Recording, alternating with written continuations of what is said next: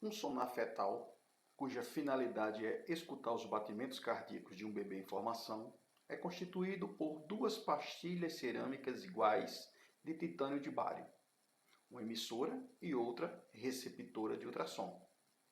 A pastilha emissora oscila com a frequência de 2,2 vezes 10 elevado a sexta Hz, quando submetida a uma tensão variável de mesma frequência. As ondas de ultrassom produzidas devem ter um comprimento de onda que possibilite a reflexão das mesmas na superfície pulsante do coração do feto. As ondas ultrassônicas refletidas que retornam à pastilha receptora apresentam frequência ligeiramente alterada, o que gera interferências periódicas de reforço e atenuação no sinal elétrico resultante das pastilhas. As alterações no sinal elétrico, após serem amplificadas e levadas a um alto-falante, permite que os batimentos cardíacos do feto sejam ouvidos.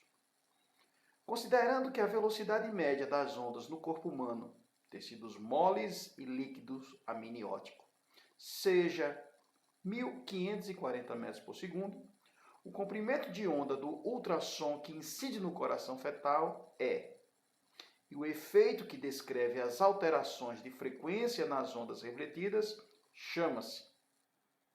A alternativa que completa corretamente as lacunas é, letra A, 0,7 milímetros Joule, 7 milímetros Joule, 0,7 milímetros Doppler, 7 milímetros Doppler ou 70 milímetros Pascal. E aí, como é que a gente responde essa questão? Pensa um pouquinho e daqui a pouco a gente resolve. E aí, vamos resolver a questão? Mais uma questão envolvendo ondas. Mas antes, galera, se inscreve no canal. Clica aí no botãozinho de inscrição. Vamos lá. Nessa questão específica, a gente vai tratar de um equipamento bem utilizado no nosso cotidiano, que é o aparelho de ultrassonografia. Nessa questão específica, nós temos um aparelho que vai medir a frequência cardíaca, tá, de um feto. Pois muito bem. Esse equipamento, que é o equipamento de ultrassom, ele vai trabalhar com ondas acima de 20.000 Hz. Lembra, esse K, tá, que é o quilo, ele vale exatamente 1.000. Mesma coisa do quilograma, 1.000 gramas. Kilohertz, nós temos 1.000 Hz.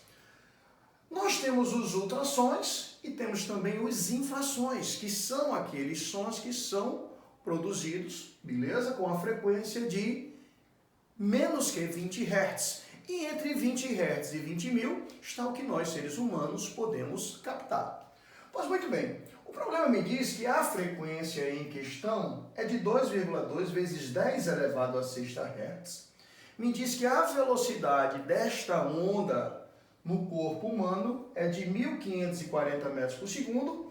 Pede que a gente calcule, que a gente encontre o comprimento de onda e pede que eu associe isso a um determinado efeito. A questão ele vai nos trazer três das alternativas. O efeito Joule, o efeito Doppler e o efeito Pascal.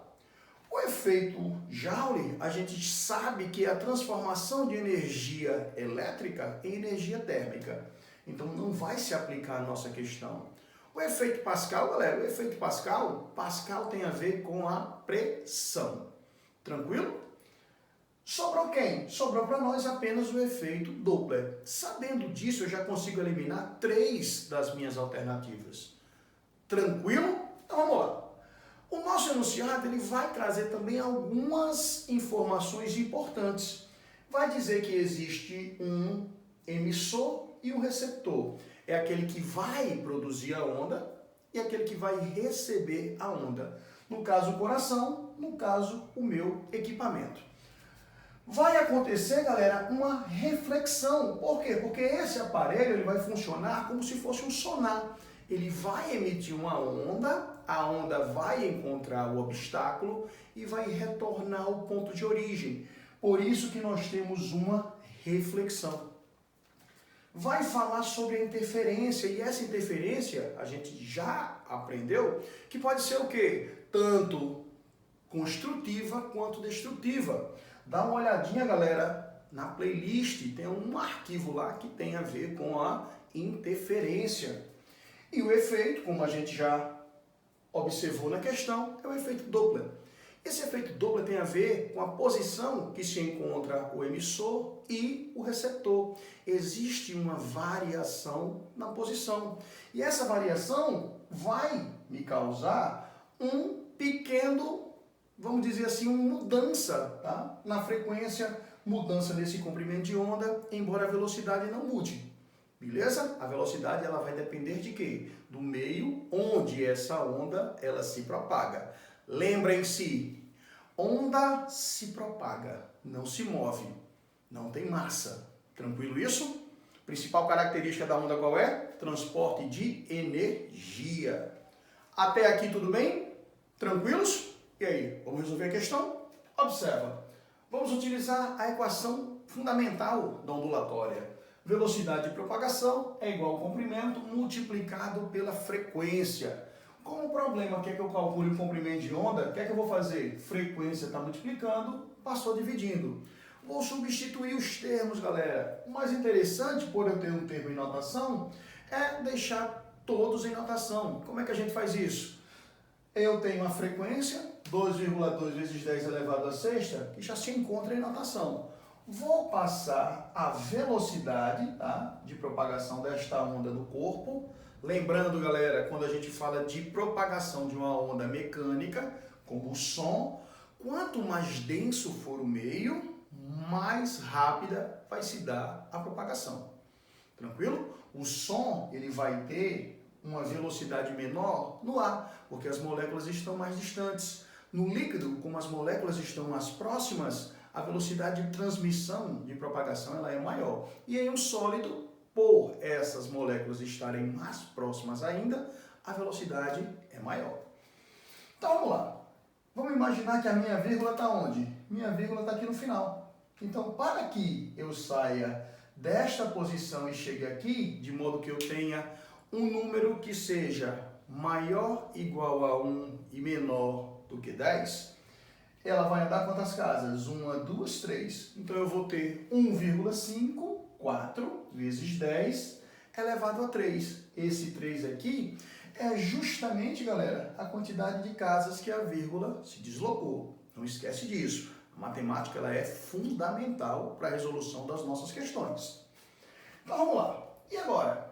Tem uma divisão envolvendo notação científica. O que é que eu vou fazer? Eu vou dividir normalmente os termos.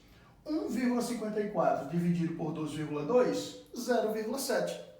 Vou repetir a minha base, vezes 10, que está aqui, e eu vou subtrair os meus expoentes. Lembra, é uma divisão. 3 menos 6. 3 menos 6, menos 3. O quê? Metros. Só que a minha alternativa, tá? Ou as minhas alternativas, elas estão em milímetros. Aí a gente lembra.